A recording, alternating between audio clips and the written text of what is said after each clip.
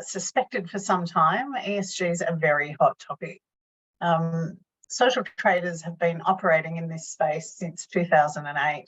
We've had the great privilege of working really closely with social enterprise, organisations with the S in ESG baked into everything that they do. We're here to share a little bit about what we've learned over the last 15 years and give you some thoughts and ideas about how you can use what we've learned in our ESG journey. But first, let me introduce myself. I'm Monique Ward. I see some familiar faces, some new ones. For those I don't know, I'm an executive director here at Social Traders, and I have responsibility for new things that we offer out to the market, as well as the services that we provide to our existing members. I'm joined by my colleague, Beck. Beck, do you want to introduce yourself? Yeah, thanks, Mon. So I'm the head of social procurement services. So if you're one of our members, you'll be familiar, hopefully, with my team and myself. We deliver all of the services to business and government members, helping them find and buy from certified social enterprises, and similarly with certified social enterprises, helping them understand how to make the most out of the social procurement movement. So welcome. Great to see you all here today. The movement it is, Rebecca. Woman Jekka, I'm joining today from the lands of the Gadigal people and the Eora Nation. I pay my respects to elders past and present, and I extend that respect to any First Nations people who are here in the call today. Social Traders is headquartered in Naarm, which is situated on the traditional lands of the Wurundjeri people of the Kulin Nation. Woman Jekka in Wurundjeri means to come with purpose, or more commonly, welcome. So it's really lovely to welcome you to our discussion today, and I hope that you have come with purpose, because work with purpose is exactly what we're looking to share. I'll just run through the agenda briefly. What we're planning to do is share a little of what we understand around the backstory of ESG and why it matters now, what's important, and why now? Why has it come to light, and why is it such a burning platform at this time? We'll talk about ESG as a journey. Like most things, ESG is a journey rather than a destination. So we're going to frame ways that you might be able to think about that in your own journey. We're going to tell a story about two organisations who caught on. This is part of our It'll Never Catch On, hearing stories from those who have series. So it would be remiss of us not to offer a story about two organisations who have caught on. We'll unpack a little bit about why the S matters. We hear a lot about E, we hear a lot about the G. The G's been in the news a lot lately. But we're going to unpack what's important about the S. And we'll share some thinking about how to progress or to get started on your ESG journey. So this will be relevant no matter where you're at. We just have a quick question though. Beck's going to share. We'd like to hear where you're at with your ESG strategy today, kind of get a little bit of a baseline. For the folks in the room, in terms of the work that your organisation's doing in the ESG space. Scan the barcode. Nicola's going to pop that into the chat as well, so you can join that code. Sorry, not a barcode, a QR code. And while Beck does that, just a couple of housekeeping notes. We do have closed captions available. So if you need instructions, my colleague Nicola, who's managing the chat, can share those with you. So just pop her a note in the Zoom chat today. We have a fairly dense agenda, but that said, we're hoping to leave a little bit of time for questions at the end. But if you have questions, if queries come to mind while you're in this call today, if you pop those in the chat, one of the team will do their best to answer. If they can't, if your question's so gnarly and wicked that we can't quite figure out a good answer for that, we'll take that on notice and we'll get back to you. So, the evolution of ESG. What is it? Where did it start? Oh, Rebecca, do you just want to share anything about the ESG strategy results before I dive in?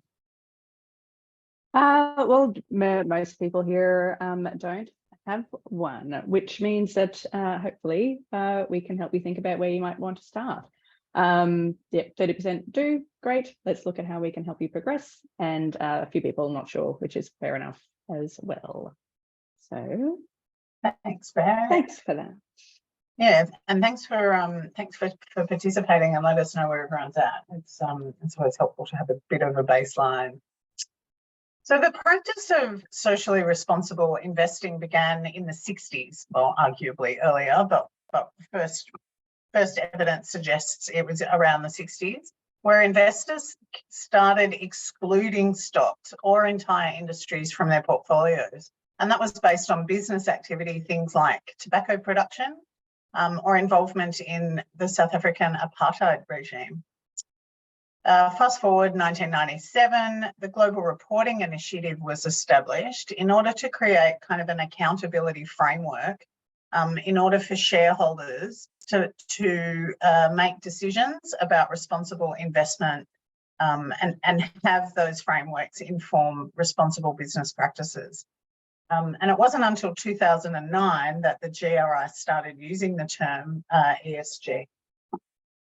Over time, organisations kind of moved from the use of a CSR style framework, reporting on their sustainability plans and objectives, mostly inward facing, towards ESG. The difference being ESG was an accessible outcome concerning a company's overall sustainability performance, rather than an internally focused set of sustainability style plans. So in general, CSR is a general sustainability framework, mainly used by companies, as compared with ESG, a measurable sustainability assessment, most commonly but not comprehensively used to inform investment decisions. Arguably, given the actionable, targeted and measurable elements of ESG, it's replacing CSR as the dominant framework. And we can see this from the little chart above showing Google searches over time. But Beck, I'm hoping you can tell us why now. Thanks, why has it come to light? Yeah, thank you. So we have seen, and hopefully we'll help demonstrate today, that there is a really huge drive for ESG. And many businesses, many commercial businesses are having to consider the concept of purpose for the first time. We see business facing a transitional moment where the conversation about ethical and sustainable business is shifting from why to how. There's lots of reading on this, and all the big and small players have a range of evidence of this transition. KPMG found that more than half of CEOs have shifted away from profit maximization to a purpose-driven approach. And that's 1 in 5 CEOs are now saying that purpose or purpose-driven is the primary objective for their business. We've also got McKinsey showing that 90% of companies now publishing ESG reports, 93% having ESG on their agenda. And we've also seen some of the Big Four highlighting that those who are not prioritizing the S are being scrutinized and also being left behind. So we see it as we're at an inflection point where ESG moves from being a cost center or something people have to do to a profit center for something that you can do that will make your business more competitive and sustainable. It can open capital markets, generate new revenue streams, and can really add value to your brand. And we'll talk a lot about that today. And so now we're seeing how ESG is now part of, or it can be part of your competitive advantage. And then on the flip side to that, we have seen, particularly in some Australian businesses that haven't prioritised the S in ESG, finding themselves on the front pages for all the wrong reasons, resulting in immediate actions from boards to manage fallout with customers, employees, and with stakeholders. So just a few links here to tie that together.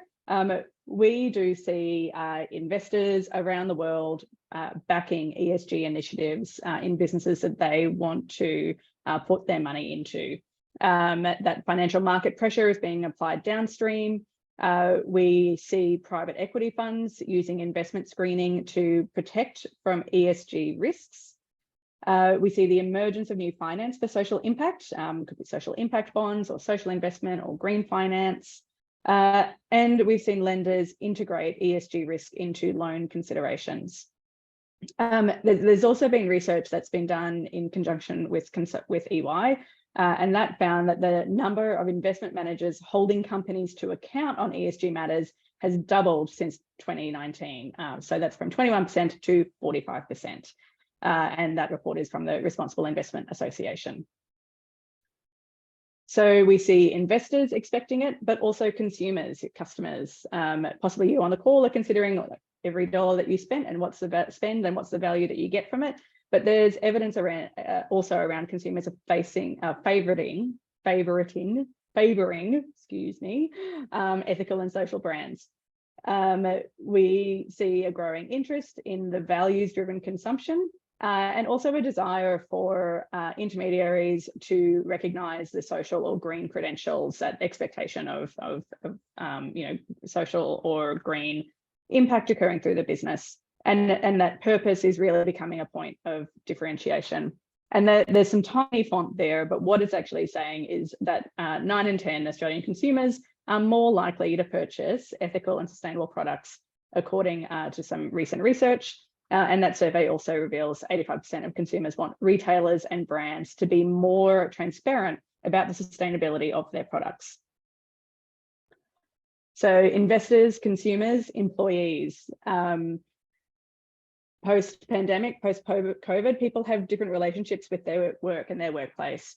We certainly see more humanizing of the workplace.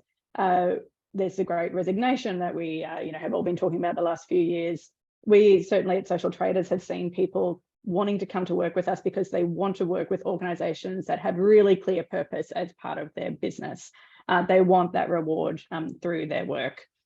And actually just last week, I was talking with a window installer who was saying that 2 years ago, he had a deal with a certified social enterprise and it was just a one-off, but they're looking for more opportunities. And he said it cost us $2,000 more, but his employees are still talking about the impact that occurred from that deal more than any other kind of work that they're doing. So just more and more we're seeing that people are wanting the good stories to tell about what goes on in the work, like what are the good things in our community and with the environment and with our people that we can share with others. And that lastly, we also see that regulators are increasingly enforcing this. There's nearly 60 countries with mandatory ESG reporting. There's Corporations Act guidance, like annual reports, increasingly including a discussion on ESG risks that can affect their finances. And we're also in Australia expecting a government framework for ESG in 2024, with some of the states, Tasmania and Queensland, already starting out. And regulators are also focusing on greenwashing and social washing. Certainly, I imagine a lot of people on the call are familiar with the Modern Slavery Act. Again, just more expectations on businesses to report on the positive or positive impact that they are creating. So then, what are we talking about? We've spoken about the emergence of it, of the ESG and the expectations on it. But what we're talking about here, or what ESG is talking about, is actually the approach to evaluating your business that goes beyond shareholder return. So it's not just around profit, but what is the impact that your business can actually create through the lens of environment, social, and governance. So when we're talking about social, the S, that's the big focus of this session today. What's the impact that your business has on your people, whether it's your employees, your customers, or community? Typically, things that are being considered here are around diversity and inclusion, living wages, ethical product development, human rights and modern slavery, considering your supply chains. What are the partnerships with organisations who are doing charitable works that your organisation may contribute to? And what's the impact on the community within which you are operating? With governance, it's what are the ethical decision-making processes and practices that are helping your business be held to account in this ESG space. So often we're seeing in here things around ethics, anti-corruption, executive pay ratio to other employees, transparency around accounting, and also the reporting around impacts of the business decisions around environmental and social impacts. And then environmental, most people are quite comfortable here or increasingly comfortable here. What is the impact that your business is having on the planet and environment? So what we're seeing businesses consider here is looking at or having net zero targets in place, the decarbonisation and carbon offsetting, energy efficient infrastructures, looking at how they can contribute to a circular economy, water use, energy use, waste management, all those really fantastic environmental outcomes that businesses can really play a powerful role in. And I guess this last point here in this great big blue box is that really what we're talking about here is Australian businesses or global businesses, they can consider the impact that the positive impact that they can have on the environment, on our people, and be governed around that. So that those considerations, the stakeholders, our community, our environment, are on par with or as strong as the business ownership or the shareholders or that wealth generation. So really, I think what we're going to talk about next is the potential excitement that can bring to your business. Come on. Yeah, so Beck, we're testing out like podcast with PowerPoint kind of format here. So Rebecca, one of our favourite topics, you're working with social traders members every day. You and your team are very much at the coalface. What do we mean when we say that business and government are thinking about value in new ways? How are we redefining value? Yes, thanks, Mon. So we do see, and we talk a lot about the perception of value being shifting. So considering the goods and services that you're purchasing, what is the value in the environment, in the social, in the community that you can get through deliberate purchasing decisions? That's something that ESG can really contribute to, but it is a journey. And I think what we have seen, and thinking on the left on this slide here, around value preservation and mitigating risk. So historically, we've seen big businesses assessing value with an inwards risk management lens, thinking about protection of the brand, protection of reputation, management and control of supply chains, and also a slower adoption of innovation or regulation. One of the most common questions that we get when business and government organisations join social traders for the first time is, who else is doing this and what have they done? They want to see that others have done this and that there's lessons to be learned from others. We also know, and spoke to it before, like organisations are under a lot of pressure to verify that the supply chains do no harm. So really that reputation and risk mitigation, we have to do this because of state rules, government rules, our client says so, and then responding to that regulation or requirement that's being put in place on them. And then to go back to you, Monique, in the great work that we get to do on Monday to Friday, we're working with more people, great individuals in organisations who recognise that there is a shift in perception of value and also bringing a real growth mindset to this. So as opposed to just protecting the business, seeing a shift into how this kind of work can really add value to the business. So Mon, back to you on expanding on that topic. Yeah, Beck, thanks. It's such a good point. It's, we've gone from you have to do this because this mitigates your risks and keeps you off the front page of the paper, to now you can't afford not to do this, partly because your competitors are doing it, but partly because your employees are demanding it, your brand is demanding it. But now we're moving to, well, why wouldn't you do this? A social license to operate has moved from, value preservation and sort of demonstrating that you're doing no harm across to social value creation. You know, what's your reason for being, and do you have a good reason to exist, was kind of the previous mindset. But with a growth mindset now added over the top of that, what's the social value you can create in terms of the day-to-day work that your organisation does? And this isn't just theories that we're coming up with. A recent report by Deloitte identified 6 drivers of corporate value creation when companies integrate purpose into their strategy. And the first and foremost is brand and reputation. So we're not just talking about ESG sitting as a function within an organisation. This is above the line revenue, customer, market positioning for brands now. That it's not that they can't afford not to do it. It's why wouldn't you do it? This is around sales. This is customer values. This is their purpose premium. Access to capital improves, counterintuitively somewhat. I think a bit of a myth busted in that operational efficiency improves. And I think we all know, when I first started doing this, we used to talk about millennials want this. I think all employees now want to be connected to work with purpose. And as Beck was saying, we've got the Great Resignation, war on talent. This is one of the core reasons why it's not just you can't afford not to do this. You have to demonstrate that your organisation wants to do this. And what we learned over the pandemic was that responsible, diverse and sustainable organisations are strong organisations. So it's not just that we're elevating from a value preservation, risk mitigation framework. Now we know ESG and all of the things it encompasses actually mitigates your risk.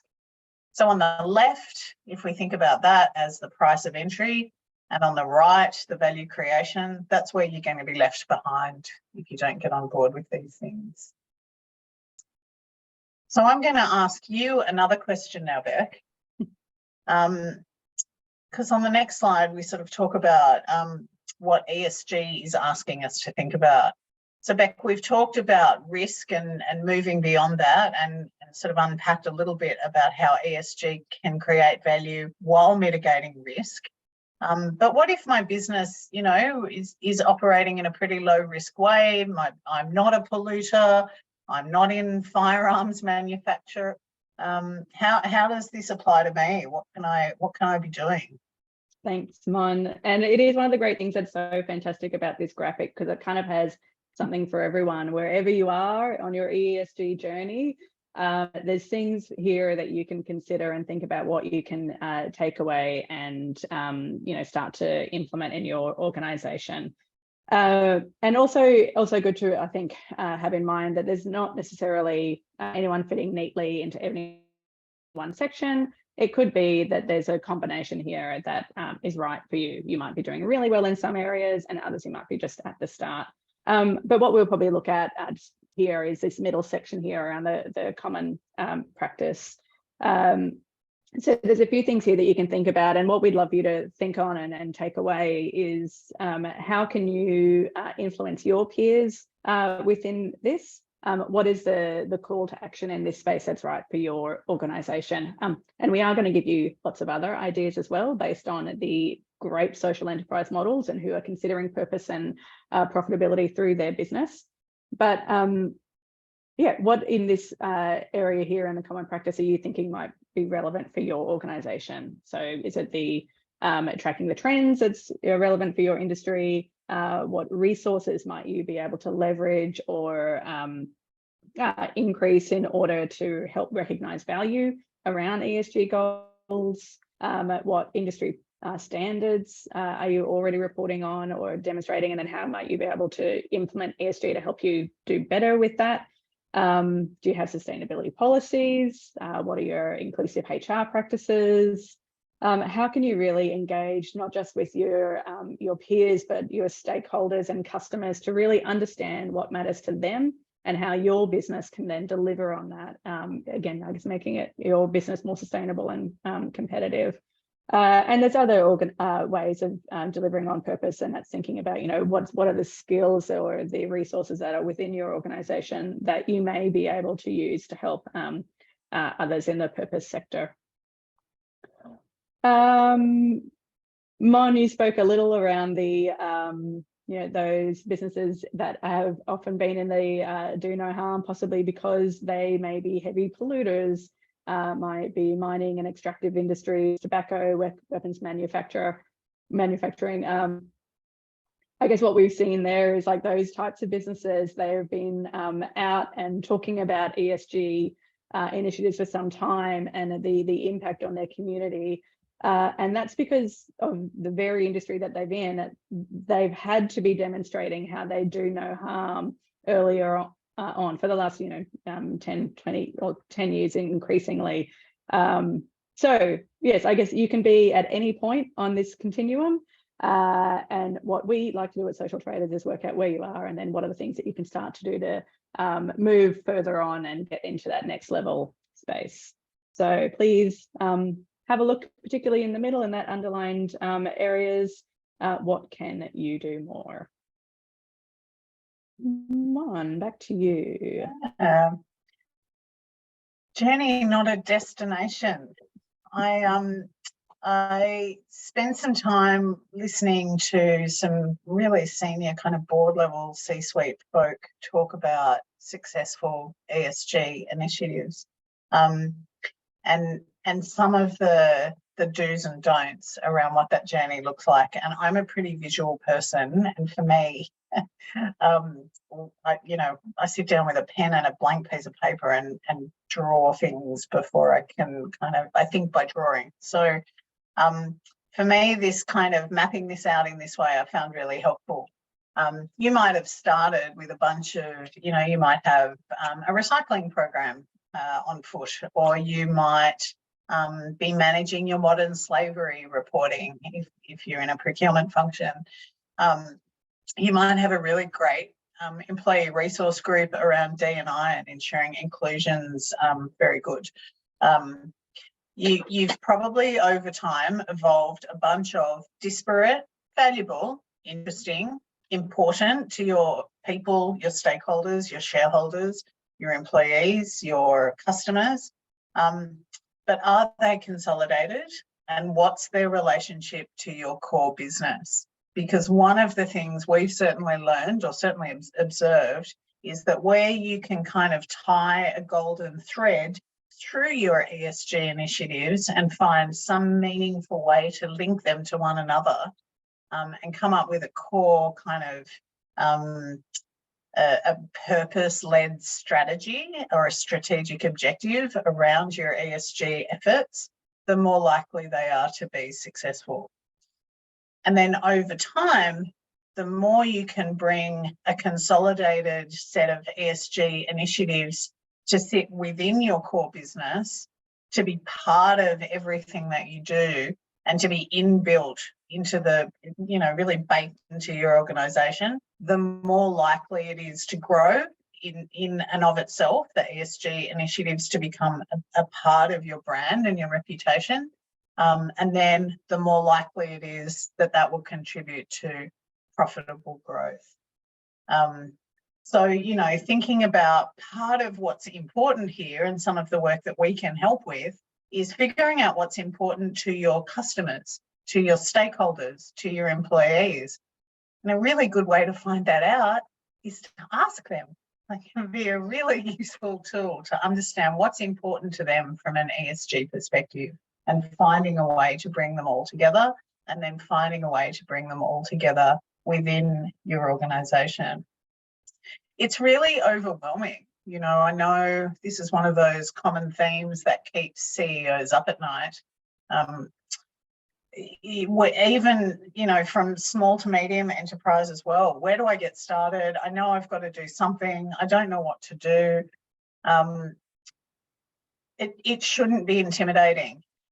Build on existing ESG initiatives, consolidate behind a sort of core strategic objective, and don't try and do everything all at once. This is a journey, not a destination. Make your ESG initiatives, even if it's one thing and even if it's small, ESG kind of demands that it's repeatable, that it's accountable, and that it's consistent. that it's understood, that it's really easily understood by your stakeholders, your investors, your shareholders, your employees and your customers. They shouldn't be unattainable, they shouldn't be out of reach, and they shouldn't be too far from your core business. And as much as possible, let's not make them one-off events. But you know who's been doing this really, really well for quite some time? Beck. Who's that? Who's done it really well for quite some time? Well, lucky us at Social Traders. We've been working with the social enterprise businesses who've been nailing this for 12 to 15 years. And the social enterprise sector, it's not new. It has been in the background of our economy for decades. What we'll talk about is how this sector has been changing lives and having positive impact in our communities every day through how the business operates. So this image here, or this slide, is just showing where social enterprises fit in terms of all the different types of businesses. So thinking about on the far right here, mainstream commercial businesses driven by selling goods and services, generating a profit, maybe reporting to shareholders, may not be, but mainstream around that profit generation, providing services or goods to consumers or businesses in need. Just jumping to the far left there are a number of organisations across Australia who are community welfare organisations. Typically, they'll be a not-for-profit structure. They'll be driven by providing services or goods to people or communities in need, and they will they're not motivated by trade or selling their goods and services. There are always going to be people who need support from organisations like community or welfare organisations. Just going to the right from community welfare organisations, there are also a lot of these not-for-profits who has some or a minimal degree of trading activity. So they recognise that they've got a good or service that they can sell, and so that can also support some of the work they do around the community welfare organisation. Jumping on the other side of social enterprise there, we also see social ethical businesses. There are a lot of business models that are considering purpose. So you might be familiar with B Corps. There are movements around conscious capitalism, businesses that exist that recognise that business can play a role in positive social environmental outcomes, but that is just a part of the business. The beauty of the social enterprise sector and why Social Traders exists and why we're talking to you about the S and the ESG is the social enterprise model has been considering, it has to consider purpose from the outset of the business. Like, that is why it exists. It's addressing a social, environmental, cultural problem in our community, and they're addressing that problem through trade. So it is a really unique, it's a really innovative business model. One of the key messages and prizes that we like to throw out, there may be a prize in this workshop today, is go visit a social enterprise. They are innovative businesses who are solving problems in our community.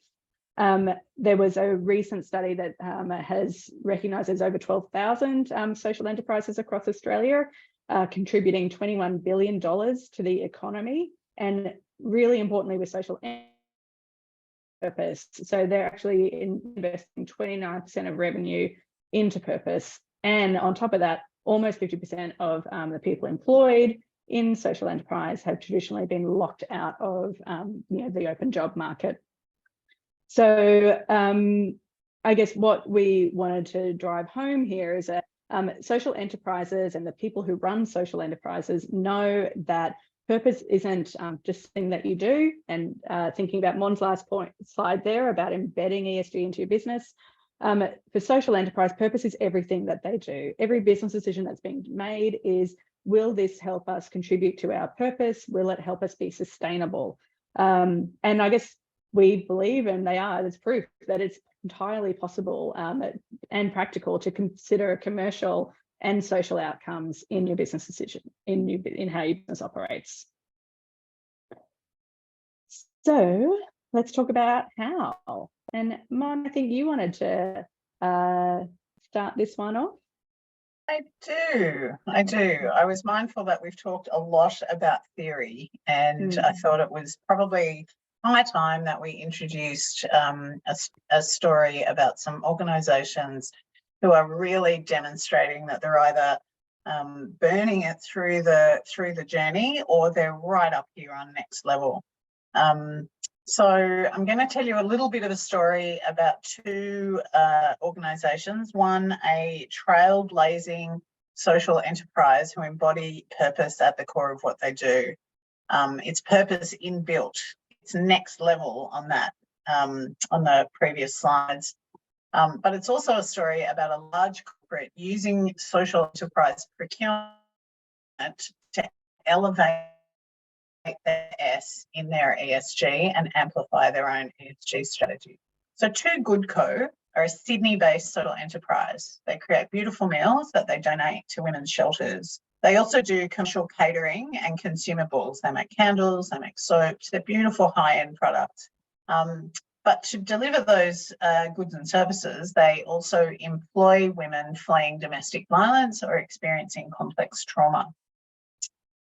Prior to COVID, and this was my first exposure sort of up close to Do Good Co, I learned that part of their product line in their consumables offering came with this beautiful backstory.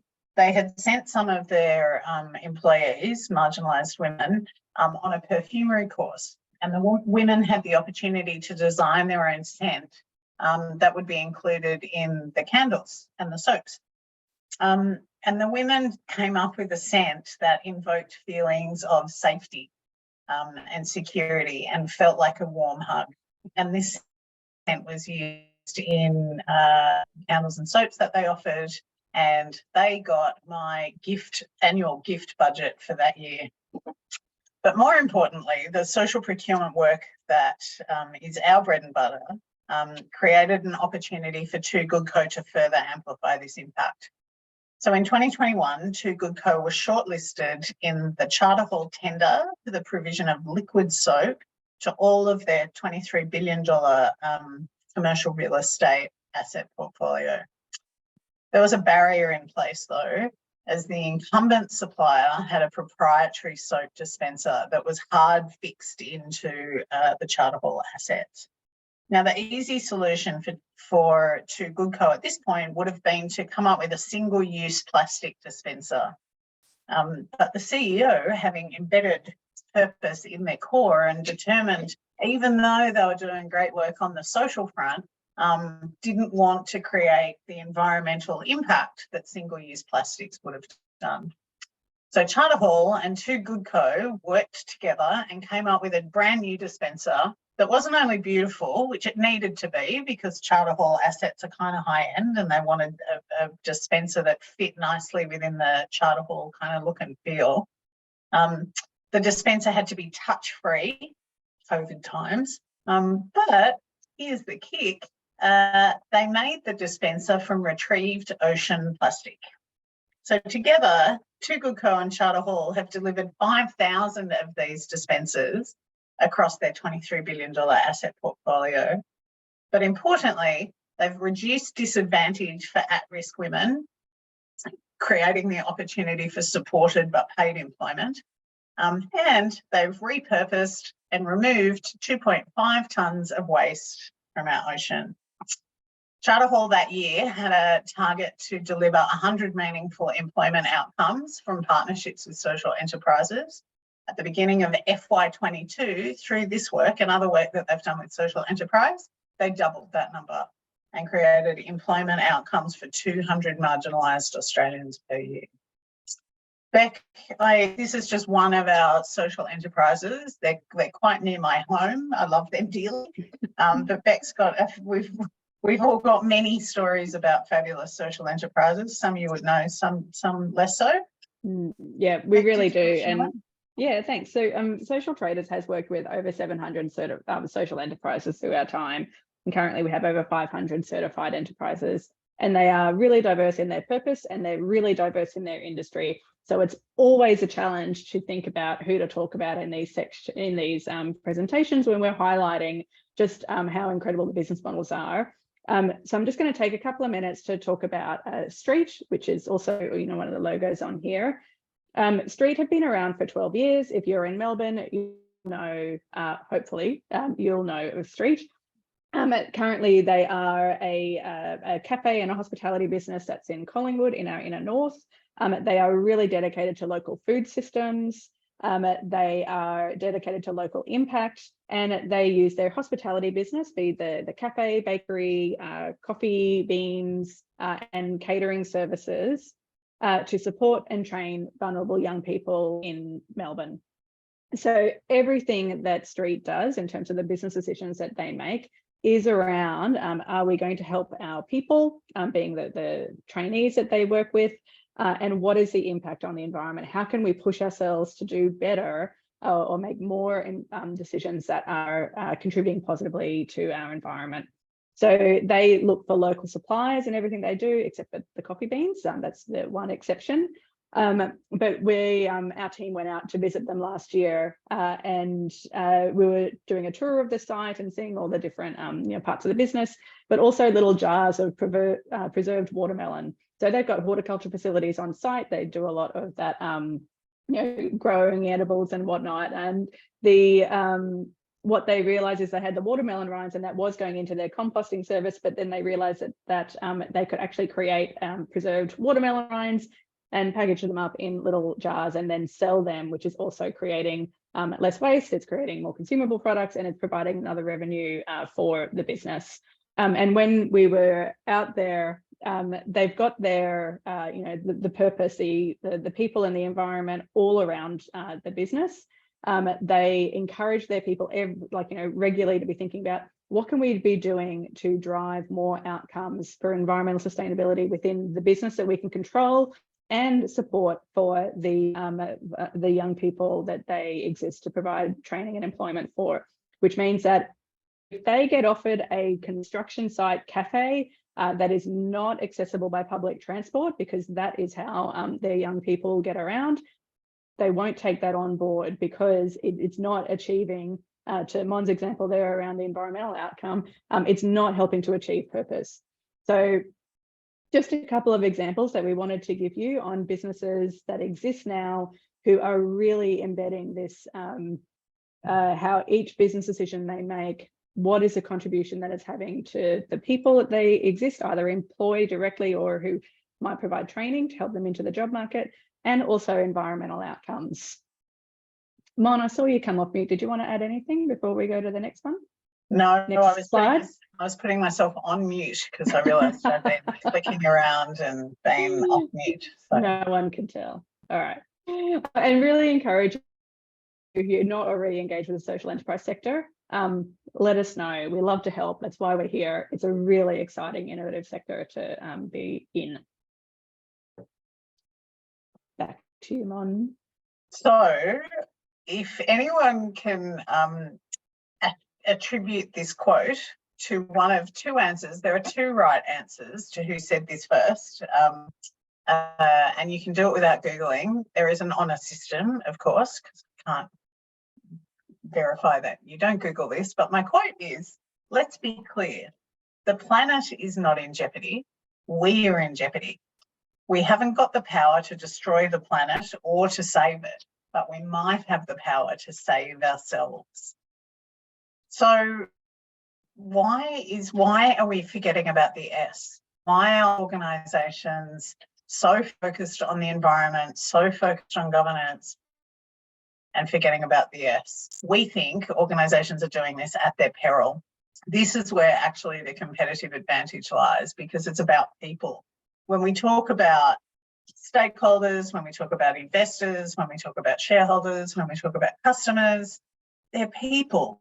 Organisations are made of people. So if we want to connect to our humanity, particularly post-COVID, where we've had this collective self-reflection about what's important, we have to bring the S up to the front. You might have heard the S described as things like employee policies, staff wellbeing, living wages, the gender pay gap, and modern slavery. It is absolutely all of those things. But again, these are kind of your bare minimum do no harm S activities. What I'd be encouraging you to think about, and what we can absolutely help you with, is thinking about what now is the opportunity for your organisation to improve people and society. to help address inequality? How do we create a fairer and more equitable Australia? Because the front runners in this space are having an impact on people in society in really exciting and wonderful new ways, as hopefully you've heard today. Beck, I'm going to pass back to you to kind of talk us through the 13 ways. Yeah, so lots of ways, not lots of time, but that's okay. So as we hope to have demonstrated, social enterprises are the pioneers in this. They have road tested all the ways that purpose and business go hand in hand to deliver business outcomes. So some things that you can consider and hopefully take away and start to think about how it's relevant for your business. Jobs, training and inclusion. In any kind of D&I initiative, there are going to be social enterprises that exist specifically to help those D&I cohorts into work and ensure that the workplace is a safe place for those people to feel welcome and that they can thrive in the workplace and want to stay there, as well as helping your workplace get more efficient services in whatever it is that you're doing. So think about whether you can actually work with social enterprises that are supporting people who might be pillars in your D&I work, or how can you work with social enterprises to help your business actually be a more compelling place for these people to work. Community. So there's social enterprise models that exist that sell goods or services at commercial rates to businesses and low or pro bono rates to the for-purpose sector. Is that something that you can consider in your business? Is it the goods and services that you sell? Is it the expertise that you have within your business? How can you use that skill to support the purpose sector? And that could also be if you're thinking about provision of goods. So we know that there's a lot of businesses that might have space, and there's social enterprises that can really benefit from subsidised or peppercorn rate facilities. And in fact, Street that we spoke about before, they're able to do some of the really amazing work they do because they were provided at a really generous low rate, the facility that they're operating out of in Collingwood at the moment. Thinking about partnerships. So social procurement is one. Obviously, you wouldn't be at a social traders event if we weren't talking about how social procurement can really help your business be competitive and sustainable. So just a little plug there. Donations are something that you can do to support the social enterprise sector, but also being really deliberate about what those donations, where they're going and how they align to your core business. As one of the comments that Mon made earlier, ESG is not in addition to, it's how can it be embedded in your business? So where are the partnerships with certified social enterprises that are already delivering outcomes in a place that's relevant for your business? And what's that alignment look like? That can be a really, really powerful and competitive kind of relationship for you to consider. Also thinking about your customer networks. So how do you talk to your suppliers? How do you talk to your networks? Are there ways that you can help the social enterprises gain access to more work? Social Traders' vision is a more fair and equitable Australia through social procurement, and we believe that can occur through more social procurement. Social enterprise by benefiting from procurement. So how can you unlock more organisations who are ready, willing and able to buy from certified social enterprises? And the last couple of points here around distribution channels for social enterprises. Again, thinking about, are there things that your business can do that make business sense that might help social enterprises access or get their products to other organisations who need to buy those goods or services? And also, so the last piece here is the buy one, give one model. A lot of people are familiar with this. It's similar to the low or pro bono, where something is provided or sold to somebody who can pay for it, and then similarly provided to an organisation or people who are not able to pay for that. So there's actually a lot of ideas in that tiny 2 to 3 minute section. You will get the slides. You can talk to us. Look at the social enterprise sector for ways that how they can inspire you to think about what is relevant and a great first step for your business. Nice job, Beck. So where to start? We've just got a few minutes to take us all the way home, so it would be remiss of me not to kind of share some thoughts on where we've seen it be successful. Focus on growth. Let's do this because we want to rather than because we have to. More carrot, less stick. Step into your external shoes. We've talked a lot about the various actors within an organisation who want this. Ask them. Take a leadership stance and create an opportunity, create space to enable people to share with your external audience, your internal audience, what they want. Do what matters most. Focus on what's material, the areas of the business and the places where you can get the most impact. As with all change management within organisations, setting the tone from the C-suite, the board, the CEO, that's going to make a huge difference all through the culture of the organisation. If you can make it part of everybody's kind of the heart that they bring to work, half the job's done. Make it everybody's job. Create not only, you know, in the past, I think what we've seen a sort of an ESG team or a D&I team or a CSR team, but more and more what we're seeing, especially across D&I in particular, are these cross-functional employee-led sort of project groups. Let people be involved. They want to play. People want to do the work with the purpose. Embed it across the organisation and reward it. One of our previous CEOs' big lofty ambitions was to have every CEO in Australia having a social procurement target. While I'm not entirely sure how realistic that is, I think it'd be nice for every CPO to have sort of sustainability objectives from their supply chain that didn't just look like mitigating risk or doing no harm. Wouldn't it be amazing to see what positive outcomes procurement organisations, but organisations more generally, can be having in the world beyond do no harm? So social traders can help. We have some sort of out-of-the-box products. The top two membership services. We have an upcoming social procurement practitioner program in Sydney that Beck and I facilitate. We'd love to have you along. But then we have some custom kind of offers. If you've got something unique in mind, we're more than happy to help. So apologies, small plug, but we do operate in this space and we'd love to help you with your initiatives.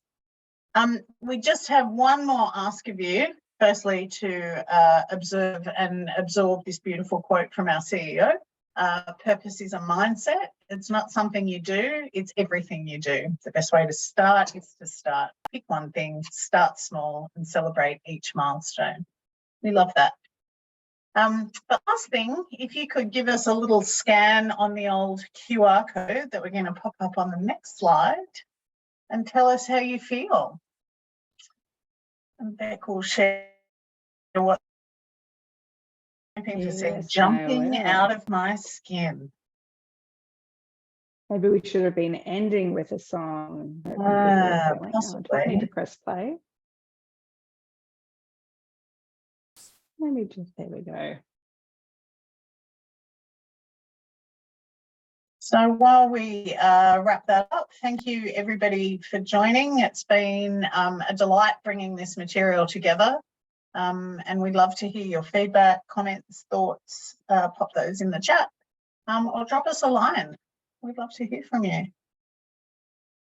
Beck, any closing thoughts from you? We always joke about saying no, then actually yes, I do. Thanks for your interest in this, and hopefully we've been able to help you learn from the social enterprise sector. They really are extraordinary business models run by people who are solving problems in our communities through business. It's a really exciting sector that all business can learn from.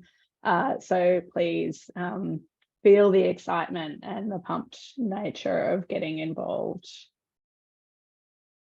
And just a very quick shout out to the Social Traders team, particularly Selena, who does the heavy lifting behind the scenes. She won't let me drag her on screen. But also thank you, Nicola, for stepping in and helping facilitate what looked like it was a very active chat. So thanks, team. Thanks, everybody. Thanks for joining, and hope to see you in the Purpose Playground. Nice one.